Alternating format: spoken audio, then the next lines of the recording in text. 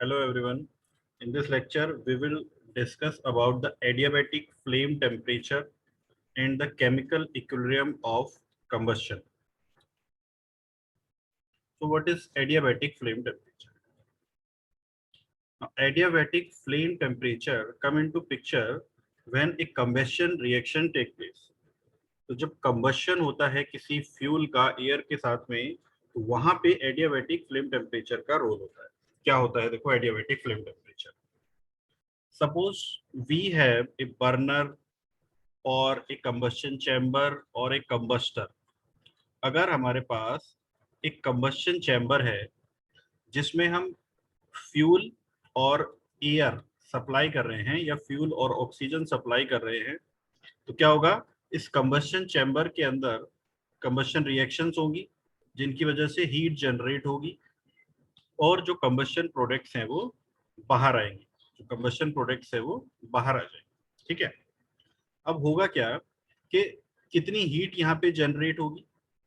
Heat generate होगी यहाँ पे जितना हमने फ्यूल का मास सप्लाई किया है multiplied by the calorific value, multiplied by the calorific value and multiplied by the combustion efficiency. क्योंकि कंबस्शन इफिशिएंसी पे भी डिपेंड करेगा भाई आपका कंबस्शन चैम्बर किस तरह से डिजाइन है, पूरा फ्यूल का कंबस्शन हो पा रहा है कि नहीं हो पा रहा है. तो जितनी हीट जो मैक्सिमम हीट हमें m dot F into C B से मिल सकती थी उतनी हीट मिली या नहीं, तो ये सारी चीजें आ जाएंगी कंबस्शन इफिशिएंसी के अंदर.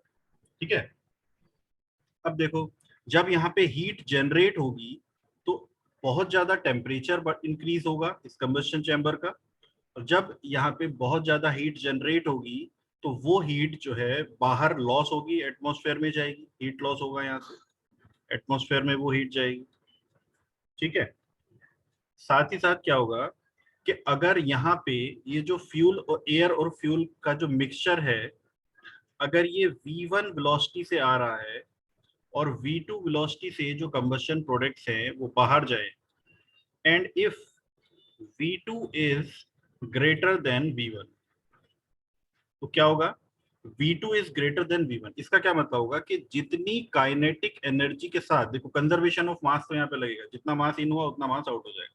तो मास की हम बात नहीं कर रहे. अगर वेलोसिटी सीधे रिलेशन है काइनेटिक एनर्जी के साथ, तो इसका मतलब जितनी काइनेटिक एनर्जी के साथ ये एयर और फ्यूल का मिक्सचर इसमें एंटर किया उससे ज्यादा काइनेटिक एनर्जी के साथ बाहर जा रहा है. अगर V2 ज्यादा है तो, अगर जो कंबशन प्रोडक्ट्स बाहर आ रहे हैं उनकी velocity incoming air fuel mixture से ज्यादा है, इसका मतलब वो ज्यादा काइनेटिक एनर्जी से बाहर जा रहे हैं. यानी कि जितनी काइनेटिक एनर्जी से इन हुए थे उससे ज्यादा काइनेटिक एनर्जी से वो बाहर जा रहे हैं. And according to the first law of thermodynamics, energy can neither be created nor be destroyed. यानी कि अगर काइनेटिक एनर्जी इंक्रीज हो रही है तो वो एनर्जी की किसी और फॉर्म से कन्वर्ट हो रही है, और यहाँ पे तो एनर्जी की सिर्फ एक ही फॉर्म है, हीट. यानी कि हीट की वजह से कुछ काइनेटिक एनर्जी भी इंक्रीज हो रही है.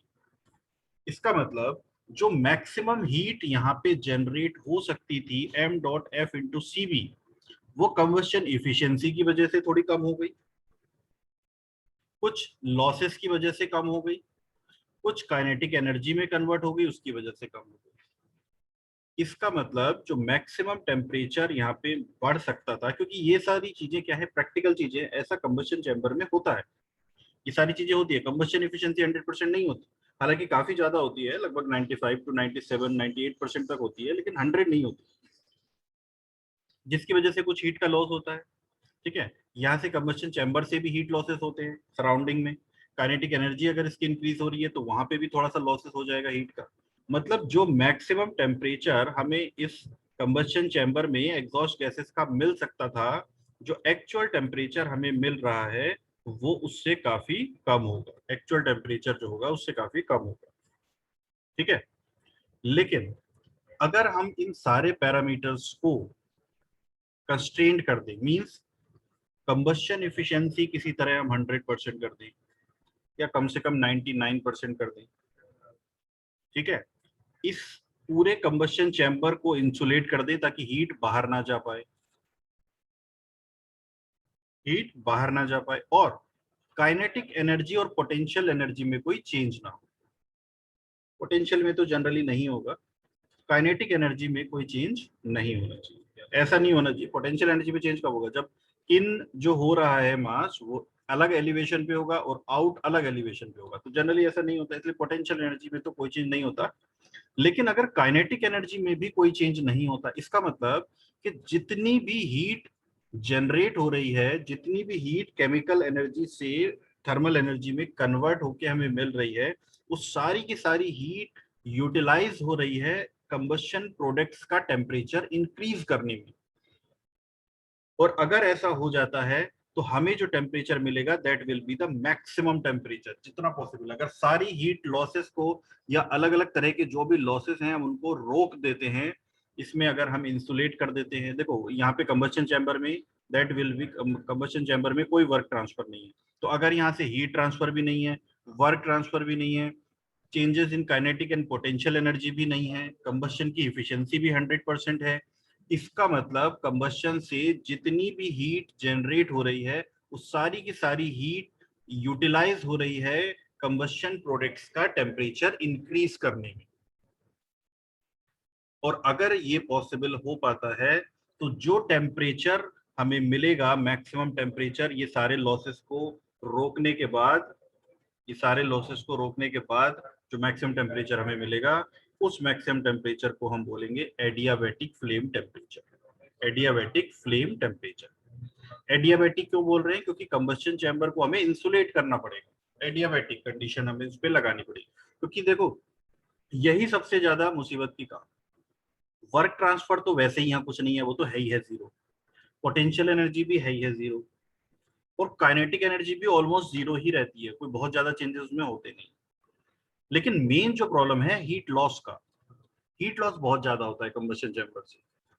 इसीलिए जितनी हीट प्रोड्यूस होती है कंबशन रिएक्शन से वो सारी हीट यूज नहीं हो पाती कंबशन प्रोडक्ट्स का टेम्परेचर इंक्रीज करने में, क्योंकि सराउंडिंग में बहुत सारी हीट लॉस हो जाती है। और अगर उस सराउंडिंग में होने वाली हीट को, लॉस होने वाली हीट को हम इस कंबशन चैम्बर को इंसुलेट करके या एडियाबैटिक बना के रोक देते हैं, तो जो मैक्सिमम टेम्परेचर हमें मिलेगा कंबशन प्रोडक्ट्स का, that maximum temperature is will be known as adiabatic flame temperature. Flame, flame मतलब जो बाहर निकलते हैं कंबशन प्रोडक्ट्स, जले हुए कंबशन प्रोडक्ट्स बाहर निकलते हैं उसको फ्लेम बोलते हैं। तो ये जब मैक्सिमम टेम्परेचर होगा इस फ्लेम का तो that will be the adiabatic flame temperature, उसको बोलेंगे एडियाबैटिक फ्लेम टेम्परेचर। ठीक है। If a combustion process occurs adiabatically means combustion chamber को आपने कर दिया insulate in the absence of work transfer, work transfer कुछ नहीं कर रहे हैं तो एक्सटर्नली, क्योंकि अब वैसे अगर आप नहीं करेंगे तो वर्क ट्रांसफर इस प्रोसेस में कुछ होगा भी नहीं, एक्सटर्नली कुछ वर्क ट्रांसफर आपने नहीं किया है तो in the absence of work transfer and no changes in kinetic and potential energy, then the temperature of products of combustion is known as adiabatic flame temperature. Temperature of the products of combustion, products of combustion का जो temperature होगा, अगर ये सारी conditions हम उस पर impose कर देते हैं कि कंबशन चैम्बर एडियाबैटिक है, कोई हीट लॉस नहीं हो रहा, कहीं हमने एक्सटर्नली कुछ वर्क सप्लाई नहीं किया है, और जो changes in kinetic and potential energy है वो भी अगर जीरो है, तो जो टेम्परेचर हमें प्रोडक्ट्स ऑफ कंबशन का मिलेगा that temperature will be the adiabatic flame temperature, that temperature will be the adiabatic flame temperature. ठीक है। with the assumption of no work and no changes in kinetic and potential energy, this is the maximum temperature that can be achieved for a given reactance obviously। तो ये जो temperature हमें मिलेगा ये सारी condition impose करने के बाद में, वो टेम्परेचर होगा मैक्सिमम टेम्परेचर जो हमें मिल सकता था, लेकिन एक्चुअली उससे कम मिलता है क्योंकि हीट लॉसेस हो जाती है। ठीक है। तो ये जो टेम्परेचर हमें मिलेगा that will be the maximum temperature, और इसी मैक्सिमम टेम्परेचर को हम बोलेंगे adiabatic flame temperature. The maximum temperature achieved through adiabatic complete combustion, complete combustion यानी कि combustion की जो efficiency है वो भी 100% होनी चाहिए, varies with the percentage of theoretical air supply। अब ये सारी कंडीशन होने के बाद भी मैक्सिमम टेम्परेचर जो है वो वेरी करेगा कि हमने फ्यूल के कंबशन के लिए कितनी एयर सप्लाई की है, कितनी एयर सप्लाई की है। क्यों क्यों डिपेंड करेगा उस चीज पे? देखो अगर जितनी हमें 1 kg फ्यूल के कंबशन के लिए ऑक्सीजन चाहिए, दैट मीन्स स्टोइकियोमेट्रिक एयर जिसको बोलते हैं, अगर उससे कम सप्लाई करेंगे तो फ्यूल का कंबशन ही पूरा नहीं हो पाएगा, कंप्लीट कंबशन ही नहीं होगा। कंप्लीट कंबशन नहीं होगा तो फ्यूल अनबर्न रह जाएगा, हीट जो है वो जनरेट ही नहीं होगी, तो भी मैक्सिमम टेम्परेचर नहीं मिलेगा। और अगर एक्सेस एयर सप्लाई करेंगे तो क्या होगा कि एयर तो आ रही है नॉर्मल टेम्परेचर पे, एटमॉस्फेयर टेम्परेचर पे, तो वो एयर हीट एब्जॉर्ब कर लेगी, एक्सेस एयर जो है वो हीट को एब्जॉर्ब कर लेगी और कूल कर देगी कमर्शियल प्रोडक्ट्स को, तब भी हमें मैक्सिमम टेम्परेचर नहीं मिलेगा। इसका मतलब मैक्सिमम टेम्परेचर जो है वो कितनी एयर सप्लाई करी है उस पर भी वेरी करेगा, और जो मैक्सिमम टेम्परेचर है वो मिलेगा, एडियाबैटिक फ्लेम टेम्परेचर जो है वो मिलेगा हमें स्टोइकियोमेट्रिक एयर जब हम सप्लाई करेंगे, जब स्टोइकियोमेट्रिक मिक्सचर होगा उसी पे हमें मैक्सिमम टेम्परेचर मिलेगा। तो ये सारी कंडीशंस जो हमने बताई अभी कि एडियाबैटिक होना चाहिए combustion chamber, combustion efficiency 100%, kinetic and potential energy में चेंज नहीं होना चाहिए, कोई वर्क ट्रांसफर नहीं होना चाहिए, उसके साथ साथ जो एयर सप्लाई की है वो भी स्टोइकियोमेट्रिक एयर होनी चाहिए, तभी हमें मैक्सिमम टेम्परेचर मिलेगा और उसको बोलेंगे एडियाबैटिक फ्लेम टेम्परेचर। ठीक है, एडियाबैटिक फ्लेम टेम्परेचर जो है, adiabatic flame temperature can be controlled by the amount of excess air. Excess air कितनी आप सप्लाई कर रहे हैं वो कंट्रोल कर लेती है आपके एडियाबैटिक फ्लेम टेम्परेचर को, मैक्सिमम टेम्परेचर कितना जनरेट हो रहा है वो कंट्रोल कर लेगी excess air. Air fuel ratio, air fuel ratio क्या होगा, अगर ज्यादा एयर सप्लाई करें, एक्सेस एयर का क्या मतलब है, अगर एक्सेस एयर की बात हो रही है इसका मतलब एयर फ्यूल रेशियो बढ़ रहा है, क्योंकि एयर की क्वांटिटी ज्यादा है, एयर फ्यूल रेशियो में एयर जो न्यूमरेटर में है इसका मतलब एयर फ्यूल रेशियो इंक्रीज हो रहा है। ठीक है, और ये प्रैक्टिकली किया भी जाता है गैस टरबाइन के केस में। देखो गैस टरबाइन के जो ब्लेड्स हैं उनकी मेटलर्जिकल कंडीशंस होती है, उसमें 800 900 डिग्री 900 डिग्री सेल्सियस टेम्परेचर से ज्यादा नहीं दिया जाता, जबकि कंबशन में जो टेम्परेचर जनरेट होता है वो काफी ज्यादा होता है, 1500 1600 2000 डिग्री सेल्सियस तक भी होता है। तो इसीलिए गैस टरबाइन में एयर फ्यूल रेशियो बहुत ज्यादा होता है, बहुत ज्यादा मतलब 80 90 के आसपास होता है, जबकि इंटरनल कंबशन इंजन में 15 16 के आसपास होता है। तो देखिए इतना ज्यादा डिफरेंस है, इतनी ज्यादा अमाउंट में एयर सप्लाई की जाती है गैस टरबाइन के केस में, क्योंकि वहां पे कूलिंग करने के, मैक्सिमम टेम्परेचर को डाउन करने के लिए ज्यादा एयर सप्लाई करते हैं, because of the metallurgical condition of gas turbine blades. तो this is the adiabatic flame temperature. ये सारी कंडीशन में पोज करने के बाद जो मैक्सिमम टेम्परेचर हमें मिलता है that is the adiabatic flame temperature. उसके बाद देखते हैं केमिकल इक्विलिब्रियम, कि केमिकल, ये जो कंबशन इक्वेशंस हैं, ये कंबशन रिएक्शन है, उसका केमिकल इक्विलिब्रियम कब आएगा, मींस उसमें से हीट अगर रिलीज कंटिन्यूअसली हो रही है तब तो केमिकल इक्विलिब्रियम होगा नहीं, तो केमिकल इक्विलिब्रियम कब आएगा इसको समझने के लिए पहले हमें एक और टर्म को समझना पड़ेगा, and that term is dissociation. That term is dissociation, इसको समझ, देखो डिसोसिएशन क्या होता है, dissociation is the reverse process of association या कंबशन। एसोसिएशन का उल्टा वर्ड है डिसोसिएशन। एसोसिएशन, एसोसिएट होना, क्या होता है, जुड़ना, दो ग्रुप एसोसिएट हो गए और उन्होंने कुछ आगे एक्शन लिया, तो एसोसिएशन का क्या मतलब होता है, जुड़ना, तो डिसोसिएशन उसका उल्टा है। तो डिसोसिएशन का क्या मीनिंग होगा, टूटना। ठीक है, कंबशन में भी ऐसा ही होता है, एक फ्यूल और ऑक्सीडेंट कंबाइंड होते हैं, जुड़ जाते हैं, that is the process of association of fuel and oxidant. तो डिसोसिएशन में क्या होगा, उसका उल्टा होगा, जो कंबशन प्रोडक्ट्स बने हैं वो टूट जाएंगे। तो एसोसिएशन कह लो या कंबशन कह लो, ये जो प्रोसेस है इसमें फ्यूल और ऑक्सीडेंट मिलके बनाते हैं कंबशन प्रोडक्ट्स, और डिसोसिएशन में इसका उल्टा हो जाता है, कंबशन प्रोडक्ट्स टूट जाता है उसके बेसिक एलिमेंट्स में, बेसिक कॉन्स्टिट्यूएंट एलिमेंट्स में। ठीक है, तो that is the dissociation. Dissociation is defined as the disintegration of burned gases at high temperature.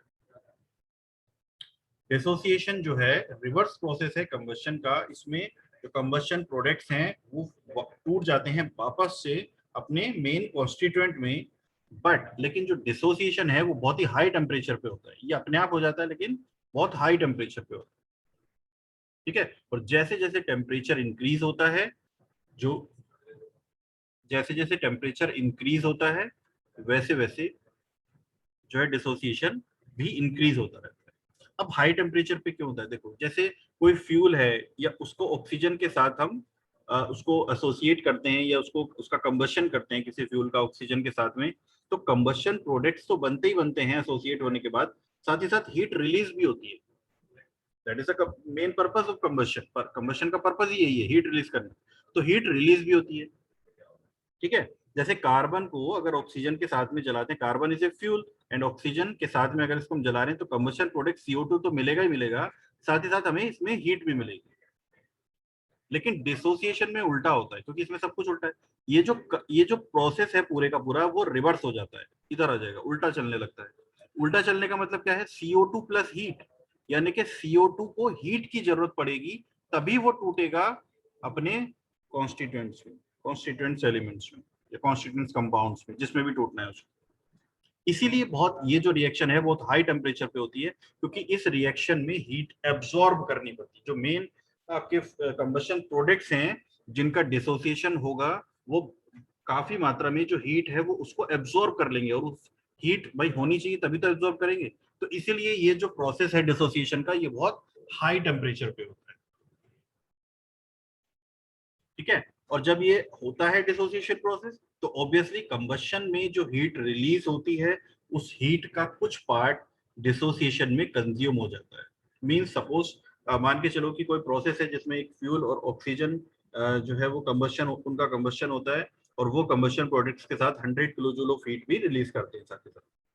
लेकिन 100 किलो जूल हीट रिलीज करने के साथ साथ जो टेम्परेचर है वो काफी ज्यादा हो जाता है, और जो कंबशन प्रोडक्ट्स बने हैं उनमें से कोई कंपाउंड का डिसोसिएशन हो जाता है। तो 100 किलो जूल में से वो सपोज 20 किलो जूल जो हीट है, वो उसमें से 20 किलो जूल हीट को एब्जॉर्ब कर लेगा जब उसका डिसोसिएशन होगा। यानी कि फाइनली हमें कितनी हीट मिलेगी, 80 किलो जूल। सिर्फ 100 रिलीज होनी थी उसमें से, लेकिन डिसोसिएशन ने 20 एब्जॉर्ब कर ली, तो सिर्फ 80 मिली। इसका मतलब हीट का लॉस हो रहा है। इसका मतलब दैट इज, ये जो प्रोसेस है डिसोसिएशन, ये अनडिजायरेबल है, क्योंकि ये हीट को एब्जॉर्ब कर रहा है ना, हीट का लॉस हो गया। भाई 100 किलो जूल हमें हीट मिल सकती थी, लेकिन डिसोसिएशन होने की वजह से 80 किलो जूल हीट ही मिली। इसका मतलब डिसोसिएशन इज अनडिजायरेबल, क्योंकि हीट का लॉस हो रहा है उसमें, जो कंबशन प्रोडक्ट्स है वो हीट एब्जॉर्ब कर ले रहे हैं। ठीक है, तो होता क्या है, देखो कार्बन और ऑक्सीजन को मिला के बनता है CO2 और उससे हीट रिलीज होती है। लेकिन अगर कार्बन में ऑक्सीजन की कुछ कम मात्रा पड़ जाती है तो कार्बन डाइऑक्साइड के बजाय कार्बन मोनोऑक्साइड बन जाती है, और ये कार्बन मोनोऑक्साइड भी एज ए फ्यूल यूज की जा सकती है। तो अगर हम कार्बन मोनोऑक्साइड का कंबशन इक्वेशन देखेंगे तो 2CO plus O2 is equal to 2CO2 plus heat, तो इसमें भी हीट रिलीज होती है। तो कार्बन मोनोऑक्साइड भी ऑक्सीजन के साथ कंबाइन होके कंबशन प्रोडक्ट CO2 बनाती है और हीट रिलीज करती है, और काफी ज्यादा हीट रिलीज करती है। हाई टेम्परेचर होता है, जब हाई टेम्परेचर होता है तो ये जो CO2 है, ये कुछ अमाउंट ऑफ हीट को एब्जॉर्ब करके, जो CO2 है ये कुछ अमाउंट हीट को एब्जॉर्ब करके वापस टूट जाती है कार्बन मोनोऑक्साइड और ऑक्सीजन में। तो इसका जो डिसोसिएशन होता है CO2 का, उसमें कार्बन और ऑक्सीजन नहीं बनते हैं, कार्बन मोनोऑक्साइड और ऑक्सीजन बनते हैं। ठीक है, तो कार्बन डाइऑक्साइड का जब डिसोसिएशन होता है तो वो कुछ अमाउंट ऑफ हीट को एब्जॉर्ब कर लेता है और वापस से बन जाता है कार्बन मोनोऑक्साइड और ऑक्सीजन। तो क्या बनता है उसमें वो ज्यादा इंपॉर्टेंट नहीं है। इंपॉर्टेंट क्या है कि जब कार्बन डाइऑक्साइड का डिसोसिएशन होगा तो वो हीट को एब्जॉर्ब कर लेगा। अगर 100 किलो जूल हीट रिलीज हुई तो उसमें से 20-30 उसने एब्जॉर्ब कर ली, 20 हीट एब्जॉर्ब कर ली, तो 80 किलो जूल हीट मिली, यानी कि हीट का लॉस हो गया। That means dissociation process is undesirable. कोई भी ये चाहेगा नहीं कि डिसोसिएशन हो। ठीक है, लेकिन जो डिसोसिएशन है वो हाई टेम्परेचर पे होता है, ये बात हमेशा याद रखना है। तो ये जो इक्वेशन रिवर्स इक्वेशन है, यानी कि डिसोसिएशन ऑफ कार्बन डाइऑक्साइड है, ये जो डिसोसिएशन है वो लगभग होता है 1200 डिग्री सेल्सियस के आसपास। यानी कि 1100 डिग्री सेल्सियस के ऊपर जब टेम्परेचर जाने लगता है तो डिसोसिएशन CO2 का शुरू होने लगता है। ठीक है, लेकिन 1100 पे बहुत ज्यादा नहीं होता, ना के बराबर होता है। जब टेम्परेचर 1200-1300 और ज्यादा इंक्रीज हो जाता है तो कार्बन डाइऑक्साइड का डिसोसिएशन स्टार्ट होने लगता है, जिसकी वजह से जो हीट है वो कुछ अमाउंट ऑफ हीट एब्जॉर्ब कर लेता है, और वो अमाउंट ऑफ हीट जो एब्जॉर्ब करता है वो लॉस हो जाता है। ठीक है, तो दैट इज द डिसोसिएशन। तो ये जो CO2 का डिसोसिएशन है वो 11,000 डिग्री सेल्सियस से ज्यादा पे होगा, 11,000 डिग्री सेल्सियस पे ज्यादा टेम्परेचर पे होगा। उसी तरीके से अगर फ्यूल में हाइड्रोजन है तो क्या बनेगा, वाटर वेपर बनेगा, H2O। वाटर वेपर बनता है H2O, तो H2O का भी डिसोसिएशन होता है लेकिन H2O का जो डिसोसिएशन है वो और भी ज्यादा टेम्परेचर 1500 डिग्री सेल्सियस से ऊपर होता है। 1500 डिग्री सेल्सियस से ऊपर होगा तब जो है वो वाटर वेपर का डिसोसिएशन स्टार्ट होता है 1500, और लगभग 1100 डिग्री सेल्सियस से ज्यादा पे कार्बन डाइऑक्साइड का डिसोसिएशन स्टार्ट हो जाएगा। मतलब अगर 1100 डिग्री सेल्सियस टेम्परेचर से कम है तो डिसोसिएशन की कोई प्रॉब्लम नहीं है, लेकिन 1100 से ऊपर अगर टेम्परेचर जा रहा है तो और 1200-1300 टेम्परेचर पहुंच रहा है, इसका मतलब कार्बन डाइऑक्साइड का डिसोसिएशन होगा, और डिसोसिएशन होते हुए कार्बन डाइऑक्साइड कुछ अमाउंट ऑफ हीट एब्जॉर्ब कर ले। अब देखो ये जो प्रोसेस है ये थोड़ा सा चलता रहता है। चलता रहते का क्या मतलब है, जैसे कार्बन मोनोऑक्साइड ही हमारा फ्यूल है सपोज, तो कार्बन मोनोऑक्साइड को हम ऑक्सीजन के साथ जलाएंगे, कार्बन डाइऑक्साइड मिलेगी और हीट रिलीज होगी। हीट रिलीज होगी तो टेम्परेचर अगर 1100 से ज्यादा होगा, बहुत ज्यादा हाई टेम्परेचर होगा, तो क्या होगा कि इसका CO2 का डिसोसिएशन होगा, कुछ अमाउंट ऑफ हीट वो एब्जॉर्ब कर लेगा और कार्बन मोनोऑक्साइड और ऑक्सीजन में कन्वर्ट हो जाएगा। लेकिन ये कार्बन मोनोऑक्साइड और ऑक्सीजन जो है ये तो फ्यूल और ऑक्सीजन फिर से मिल गए और टेम्परेचर काफी ज्यादा है, तो क्या होगा इसमें से कुछ पार्ट फिर से कंबशन होगा, फिर इसका कंबशन होगा। अगर टेम्परेचर 1100 से ज्यादा रहेगा तो फिर इसका डिसोसिएशन होगा। तो कुछ टाइम तक जब तक ये टेम्परेचर 1100 के ऊपर रहेगा ये डिसोसिएशन कंबशन चलता रहेगा, और लास्ट में क्या होगा जब टेम्परेचर डाउन हो जाएगा तो ना कंबशन होगा ना डिसोसिएशन होगा, और कुछ अमाउंट ऑफ कार्बन मोनोऑक्साइड ऐसे ही रह जाएगी बिकॉज ऑफ द डिसोसिएशन, जिसकी वजह से लॉस हो जाएगा। तो काफी मात्रा में हीट ये एब्जॉर्ब कर लेगा, लेकिन कुछ वापस कंबशन होके फिर वापस से रिलीज हो जाएगी। मतलब अगर 100 किलो जूल हीट रिलीज होनी थी तो डिसोसिएशन कंबशन होने के बाद में लगभग 10 से 15 किलो जूल हीट जो है वो वेस्ट हो जाएगी। फिर भी फाइनली जो है 10 से 15 kilo joule heat finally waste हो जाती है, लॉस हो जाता है डिसोसिएशन की वजह से। ठीक है, तो this is the process of combustion, this is the process of dissociation which is the reverse process of combustion। जो भी combustion में हो रहा है उसका reverse process है। This is the process of combustion. अब देखते हैं केमिकल इक्विलिब्रियम क्या है। देखो adiabatic flame temperature is based, adiabatic flame temperature is based on the assumption that the reaction goes to complete, reaction goes to complete मतलब combustion efficiency 100%। इस assumption पे adiabatic flame temperature based है। भाई अभी तो समझाया था एडियाबैटिक फ्लेम टेम्परेचर में क्या है कि सारे जितने भी तरह के लॉसेस हो रहे हैं जब हम उनको खत्म कर लेंगे, हीट लॉस को खत्म कर लेंगे, कंबशन इफिशियंसी 100% का मतलब कि पूरी की पूरी रिएक्शन कंप्लीट हो गई, कंबशन जो है वो पूरा कंप्लीट हो गया, और उसके बाद जो टेम्परेचर मिला that will be the adiabatic flame temperature. इसका मतलब कंबशन कंप्लीट होना चाहिए तभी हमें एडियाबैटिक फ्लेम टेम्परेचर मिलेगा। तो in an adiabatic system no heat is transfer to the surrounding.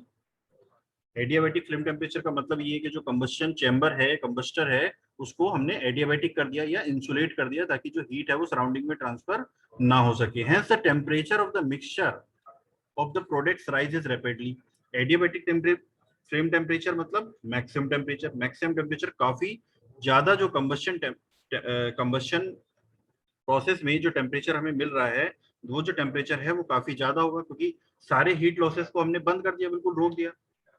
तो इसका मतलब जो टेम्परेचर हमें मिल रहा है वो काफी ज्यादा है, और जब काफी ज्यादा टेम्परेचर है इसका मतलब वो टेम्परेचर लगभग 1500-1600 डिग्री सेल्सियस के आसपास अगर होगा तो इसका मतलब डिसोसिएशन होगा CO2 का। ठीक है, तो as the mixture temperature increases to higher level मतलब 1100 से ज्यादा, the rate of dissociation of CO2 starts increasing. 1100 से ज्यादा पे ज्यादा जब टेम्परेचर इंक्रीज होने लगेगा, जब सारी कंडीशंस हम उस पर इम्पोज कर देंगे तो टेम्परेचर जैसे ही 1100 के ऊपर जाएगा CO2 का डिसोसिएशन स्टार्ट हो जाएगा। ठीक है, and a condition is reached where the rate of evolution and the rate of absorption of energy are in balance. ठीक है, देखो होगा क्या कि जब बहुत ज्यादा टेम्परेचर होगा तो डिसोसिएशन होना स्टार्ट हो जाएगा। अभी तो टेम्परेचर बढ़ ही रहा है क्योंकि कंबशन तो अभी चल ही रहा है, लेकिन जैसे ही टेम्परेचर 1100 के ऊपर हुआ साथ ही साथ डिसोसिएशन भी हो गया। तो अभी कंबशन भी चल रहा है और डिसोसिएशन भी हो रहा है, मतलब हीट रिलीज भी हो रही है और हीट एब्जॉर्ब भी हो रही है। तो एक कंडीशन ऐसी आएगी जब हीट जितनी हीट रिलीज हो रही है उतनी ही हीट एब्जॉर्ब भी कर रहा है, डिसोसिएशन में हीट एब्जॉर्ब भी हो जा रही है। अब जब ये कंडीशन आ जाएगी तो टेम्परेचर अब और बढ़ेगा नहीं। ठीक है, तो अब क्या होगा कि टेम्परेचर बढ़ेगा नहीं। तो एट दिस पॉइंट जो टेम्परेचर है, at this point further increase in temperature can be observe no further increase in temperature can be observe and the reaction is in chemical equilibrium. उस कंडीशन को हम बोलेंगे chemical equilibrium. मतलब क्या हुआ, आप इसको ऐसे भी समझ सकते हैं कि जैसे कंबशन स्टार्ट हुआ, डिसोसिएशन वगैरह को छोड़ो, कंबशन स्टार्ट हुआ, स्टार्ट होने के बाद जब सारी कंडीशन हमने इम्पोज कर रखी है, तो ना तो हीट कहीं पे लॉस हो रही है, जितनी भी हीट रिलीज हो रही है फ्यूल के कंबशन से, उस सारी से टेम्परेचर इंक्रीज हो रहा है। तो टेम्परेचर इंक्रीज होता जा रहा है, होता जा रहा है, होता जा रहा है। फिर एक कंडीशन ऐसी आई कि टेम्परेचर रुक गया, अब और ज्यादा इंक्रीज नहीं हो रहा। अब चाहे वो कंडीशन किसी वजह से भी आई, वैसे वो आ किस वजह से रही है, वो उस कंडीशन में आ रही है जब टेम्परेचर 1100 से ज्यादा है और rate of release of heat जो है वो rate of absorption of heat के बराबर हो गया। तो अब और टेम्परेचर इंक्रीज नहीं होगा, तो उस कंडीशन को हम बोलते हैं केमिकल इक्विलिब्रियम। अब उस इक्वेशन में जो केमिकल कंबशन की जो इक्वेशन है उसमें क्या आ गया, केमिकल इक्विलिब्रियम आ गया। ठीक है, तो this is the chemical equilibrium condition, जब आपका जो टेम्परेचर है वो और इंक्रीज होना बंद हो जाता है। That is the process of chemical equilibrium. इस कंडीशन को बोलेंगे chemical equilibrium. The appreciable degree of dissociation extends over a very short time interval at the highest level of temperature. इसका क्या मतलब है कि जो डिसोसिएशन हो रहा है, डिग्री ऑफ डिसोसिएशन जो है वो वेरी शॉर्ट टाइम पीरियड के लिए होती है, बहुत कम टाइम पीरियड के लिए। क्योंकि देखो जनरली होता क्या है कि जो भी जिस पर्पज से भी हमने कंबशन किया है, टेम्परेचर इंक्रीज किया है, उस पर्पस ऐसा तो नहीं है ना कि आप कंबशन करके उसको थोड़ी देर देखते हो या उसको कहीं पे स्टोर करके रखते हो। भाई जिस पर्पस के लिए आपने कंबशन किया वहां पे सप्लाई कर देते हो, नहीं तो क्या होगा, हीट रिलीज हो जाएगी। आप कितना भी इंसुलेशन करो, लीकेज तो होगा ही हीट का, हीट रिलीज होगी, टेम्परेचर डाउन होता रहेगा। तो इमीडिएटली जैसे ही कंबशन हुआ, इमीडिएटली उन कंबशन प्रोडक्ट्स को हमें सप्लाई करना होता है जहां पे जिस पर्पस के लिए हमने कंबशन किया है। ठीक है, जैसे बॉयलर में हो गया, तो बॉयलर में जैसे ही कंबशन होगा तुरंत वो अपनी हीट ट्रांसफर कर देगा वाटर को। तो वैसे ही जिस पर्पस के लिए हमने उसको यूज किया है या कंबशन किया है, उस पर्पस को इमीडिएटली हमें सर्व करना होता है ताकि जो टेम्परेचर है वो डाउन ना हो और मैक्सिमम टेम्परेचर पे हमें ज्यादा एनर्जी मिल सके। तो इसलिए जो डिसोसिएशन, इसका मतलब क्या हुआ कि कंबशन प्रोडक्ट्स में जैसे ही टेम्परेचर हाई होगा उसको यूज कर लेंगे तो टेम्परेचर डाउन हो जाएगा, यानी कि उसका एक्सपेंशन हो जाएगा बेसिकली। तुरंत उसका एक्सपेंशन कर देते हैं, चाहे बॉयलर में हो, गैस टरबाइन में हो, इंटरनल कंबशन इंजन में हो। तो कंबशन के बाद तुरंत क्या होता है, उसका एक्सपेंशन होता है, तो एक्सपेंशन में तो टेम्परेचर डाउन हो जाता है। इसका मतलब क्या हुआ कि जो डिग्री ऑफ डिसोसिएशन है, यानी कि जो डिसोसिएशन अगर होगा भी तो टेम्परेचर 1100 के ऊपर जब जाएगा तो बहुत ही थोड़े समय के लिए जाएगा, बहुत कम समय के लिए जाएगा। तो इसीलिए क्या होगा कि जो हाईएस्ट लेवल ऑफ टेम्परेचर है वो बहुत कम समय के लिए रहेगा, और इसीलिए जो डिसोसिएशन है वो भी बहुत कम समय के लिए रहता है। ठीक है, मतलब कम समय का मतलब माइक्रो सेकेंड्स में है। The products of combustion are likely to discharge from the system. The products of combustion are likely to be discharged from the system at a temperature at which degree of dissociation is low. तो जहां पे degree of dissociation लो होता है तो products of combustion जो है वो system से तभी डिस्चार्ज करने चाहिए जब डिग्री ऑफ डिसोसिएशन लो होता है, मतलब कि टेम्परेचर 1100 के आसपास या उससे कम होता है। उससे ज्यादा पे करेंगे तो डिसोसिएशन ज्यादा होगा, हीट एब्जॉर्ब जितनी हीट रिलीज हुई थी उसका काफी पोर्शन हीट एब्जॉर्ब कर लेगा। ठीक है, अब देखो, अब इसकी एप्लीकेशन में जाते हैं, डिसोसिएशन किस तरह से अफेक्ट करता है जहां जहां पे भी कंबशन प्रोसेस हो रहा है। तो अगर हम बात करें कि अगर ऐसा हो रहा है तो डिसोसिएशन, अगर हम बात करें कि कैलोरी मीटर की, कैलोरी मीटर में हमने क्या किया था, बॉम्ब कैलोरी मीटर में कैलोरीफिक वैल्यू को मेजर किया था, कैलोरीफिक वैल्यू को मेजर किया था और पूरे फ्यूल को एक इंसुलेटेड चैम्बर में जलाया था। तो अब यहाँ पे ये एक सवाल पैदा होता है कि जब बॉम्ब कैलोरी मीटर में हम कंबशन कर रहे हैं तो वहां पे भी तो डिसोसिएशन होगा और उस डिसोसिएशन में हीट एब्जॉर्ब कर लेगा। इसका मतलब कैलोरीफिक वैल्यू की सही कैलकुलेशन में, कैलोरीफिक वैल्यू की सही कैलकुलेशन में गड़बड़ हो जाएगी अगर पूरी हीट रिलीज नहीं हो पाई तो।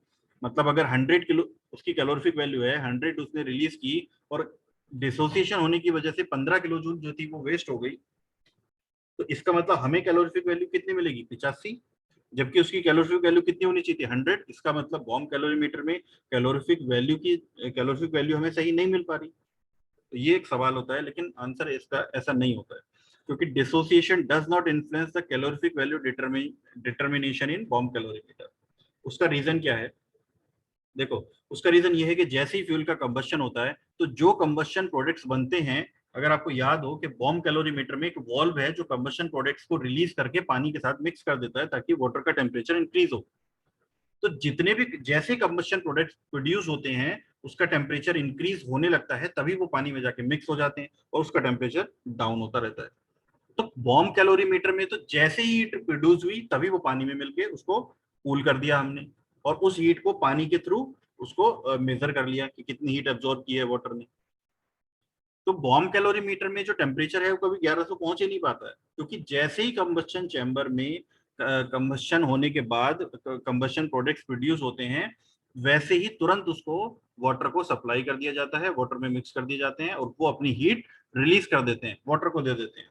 तो बॉम्ब कैलोरीमीटर में कभी भी टेम्परेचर 1100 के ऊपर पहुंच ही नहीं पाता, इसलिए बॉम्ब कैलोरीमीटर में डिसोसिएशन का कोई इफेक्ट नहीं हो पाता है। ठीक है, although the maximum temperature attend in the calorimeter is limited, जो मैक्सिमम टेम्परेचर है वही लिमिटेड है, वो 1100 कभी नहीं पहुंच पाता। क्यों लिमिटेड है? By chemical equilibrium, the combustion process moves to completion with the decrease in the temperature of the products। ठीक है, कंप्लीशन में क्या होता है कि जो कंबशन प्रोडक्ट्स रिलीज हो रहे हैं उनका टेम्परेचर डिक्रीज हो जाता है, वो पानी के साथ में मिल सकते हैं। The reduction in temperature is a result of heat transfer to water. Reduction in temperature क्यों होता है? क्योंकि जो हीट ट्रांसफर है वो वाटर को हो जाता है।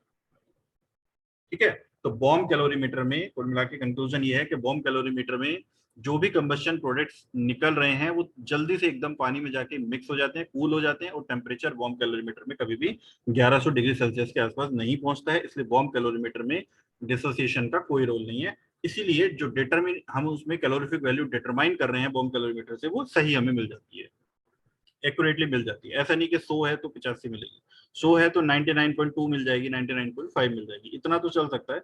लेकिन डिसोसिएशन की वजह से उसमें कोई इफेक्ट नहीं आता है। ठीक है, और एप्लीकेशन देखते हैं। The temperature of the products, the temperature of the products discharged from the combustion chamber of gas turbine is limited to approximately 870 या 900 डिग्री सेल्सियस के आसपास में जाता है। देखो ये तो मैं अभी ऑलरेडी डिस्कस कर चुका हूं कि जो गैस टरबाइन है वहां पे बहुत ज्यादा एयर फ्यूल रेशियो बहुत ज्यादा एयर फ्यूल रेशियो होता है, 80 के आसपास में होता है, 80-85 के आसपास में एयर फ्यूल रेशियो होता है। एक्सेस एयर सप्लाई की जाती है बहुत ज्यादा क्वांटिटी में, because of the metallurgical condition of gas turbine blade. तो गैस टरबाइन ब्लेड्स की मेटलर्जिकल कंडीशन है वो 800 850 डिग्री सेल्सियस टेम्परेचर से ज्यादा झेल नहीं पाते हैं, तो उसमें क्या है, इरोजन होने लगता है, और जिसकी वजह से जो ब्लेड्स हैं वो डैमेज हो सकते हैं। इसीलिए बहुत ज्यादा एयर सप्लाई करते हैं ताकि जो वो एयर है वो हीट को एब्जॉर्ब करके कूल कर ले उसको। तो जो टेम्परेचर है वो प्रोड्यूस तो काफी ज्यादा होता है, लेकिन एयर उसमें प्रेजेंट होने की वजह से वो एब्जॉर्ब कर लेता है, जिसकी वजह से जो टेम्परेचर है वो लिमिटेड रहता है। 900 डिग्री सेल्सियस के ऊपर कभी नहीं जाएगा गैस टरबाइन में मैक्सिमम टेम्परेचर, और 900 के ऊपर अगर गैस टरबाइन में मैक्सिमम नहीं टेम्परेचर नहीं जाएगा, इसका मतलब डिसोसिएशन नहीं होगा, क्योंकि डिसोसिएशन तो 1100 के बाद होता है। तो गैस टरबाइन में भी डिसोसिएशन की कोई प्रॉब्लम नहीं है। ठीक है, उसके बाद आते हैं बॉयलर में। Steam steam thermal power plant में जो बॉयलर यूज होता है, बॉयलर में बॉयलर की जो फर्नेस है वहां पे भी कंबशन होता है, लेकिन जैसे उसी बॉयलर की फर्नेस में जहां पे फ्यूल का कंबशन हो रहा है उसी में वाटर के पाइप्स भी लगे हुए हैं। ठीक है, आइदर वाटर ट्यूब बॉयलर और fire tube boiler, depending on किस कंडीशन का बॉयलर हम यूज कर रहे हैं। तो जैसे ही हीट रिलीज होती है, कंबशन प्रोडक्ट्स का टेम्परेचर इंक्रीज होता है, तभी वो तुरंत जो है वो अपना हीट ट्रांसफर कर देता है वाटर को। ठीक है, तो बॉम्ब कैलोरीमीटर में भी वाटर को ट्रांसफर कर रहा था और यहाँ पे भी वाटर को ट्रांसफर कर रहा है। डिफरेंस क्या है? बॉम्ब कैलोरीमीटर में कांटेक्ट के साथ में करता है, जो कंबशन प्रोडक्ट्स है वो पानी के साथ मिक्स हो जाते हैं, कांटेक्ट में आते हैं। यहाँ पे नॉन कांटेक्ट टाइप होता है। तो नॉन कांटेक्ट टाइप का क्या मतलब है कि जो कंबशन प्रोडक्ट्स हैं वो वाटर को सिर्फ हीट देते हैं और वाटर स्टीम में कन्वर्ट हो जाता है, उसके साथ में मिक्स नहीं होते हैं। तो absorption of energy by water in boiler furnace limited the outlet gas temperature to approximately 1100 degree Celsius. ठीक, तो 1100 डिग्री सेल्सियस तक ही पहुंचता है, उसके ऊपर टेम्परेचर नहीं जाता। तो बहुत ना के बराबर डिसोसिएशन, 1100 पे तो बिल्कुल ना के बराबर होता है। तो इसीलिए बॉयलर में यानी कि स्टीम साइकिल की अगर हम बात करें तो उसमें भी जो डिसोसिएशन है वो बिल्कुल ना के बराबर होता है। इसलिए यहाँ पे भी डिसोसिएशन का डिसोसिएशन के डिस्कशन डिस्कशन का कोई रोल नहीं है यहाँ पे। ठीक है, अब आते हैं आईसी इंजन पे। In the cylinders of IC engine maximum temperature जो है वो यहाँ पे लगभग 1500 डिग्री सेल्सियस के आसपास होता है, 2000 डिग्री सेल्सियस तक भी पहुंच जाता है। इंटरनल कंबशन इंजन में जो कंबशन प्रोडक्ट्स का टेम्परेचर है वो 1500 डिग्री सेल्सियस से 2000 डिग्री सेल्सियस के आसपास में होता है, और उसी टेम्परेचर पे उन कंबशन प्रोडक्ट्स का एक्सपेंशन होता है सिलेंडर में। ठीक है, यही जो टेम्परेचर है प्रेशर के साथ में पिस्टन को पुश करता है जिससे पावर मिलती है, तो इसी टेम्परेचर पे उसका एक्सपेंशन होता है। अगर इसी टेम्परेचर पे उसका एक्सपेंशन हो रहा है इसका मतलब उसमें डिसोसिएशन होगा। तो आईसी इंजन के केसेस में hence in the analysis of this system means IC engine consideration must be given to the effect of dissociation. मतलब यहाँ पे हमें डिसोसिएशन के इफेक्ट को कंसीडर करना कंपलसरी है। ठीक है, तो जहां जहां पे भी कंबशन हो रहा है उन एप्लीकेशंस की अगर हम बात करें तो बॉम्ब कैलोरीमीटर में डिटर्मिनेशन ऑफ कैलोरीफिक वैल्यू पे डिसोसिएशन का कोई इफेक्ट नहीं है, क्योंकि वहां पे टेम्परेचर 1100 नहीं पहुंच पाता है। गैस टरबाइन के केस में हायर एयर फ्यूल रेशियो रहता है, उसका भी जो मैक्सिमम टेम्परेचर है वो मेटलर्जिकल कंडीशन ऑफ ब्लेड की वजह से फिक्स है, और वो टेम्परेचर 900 डिग्री सेल्सियस के ऊपर नहीं जाता, इसका मतलब डिसोसिएशन के का कोई रोल नहीं है वहां पे भी। बॉयलर की बात करें वहां पे भी कंबशन हो रहा है, लेकिन जैसे ही कंबशन हो रहा है तुरंत वो अपनी हीट वाटर को ट्रांसफर कर रहा है, तो वहां पे भी जो मैक्सिमम टेम्परेचर है वो that is limited to 1100 degree Celsius. तो डिसोसिएशन बिल्कुल ना के बराबर होता है, वहां पे भी कोई रोल। लेकिन इंटरनल कंबशन इंजन में जो टेम्परेचर है वो लगभग 1500 डिग्री सेल्सियस से 2000 के आसपास में होता है, वहां पे डिसोसिएशन बहुत ज्यादा होता है, और डिसोसिएशन के इफेक्ट को यहाँ पे आप नेग्लेक्ट नहीं कर सकते, उसको आपको कंसीडर करना पड़ेगा। ठीक है, तो इंटरनल कंबशन इंजन को जब डिटेल्स में पढ़ेंगे तो उसमें हम देखेंगे कि इंटरनल कंबशन इंजन की जब हम एनालिसिस करते हैं तो उसमें इफेक्ट ऑफ डिसोसिएशन को कंसीडर किया जाता है, क्योंकि this is the must parameter. Dissociation के इफेक्ट को इंटरनल कंबशन इंजन के केसेस में नेग्लेक्ट नहीं किया जा सकता। ठीक है, तो this is the syllabus and this is the chemical equipment.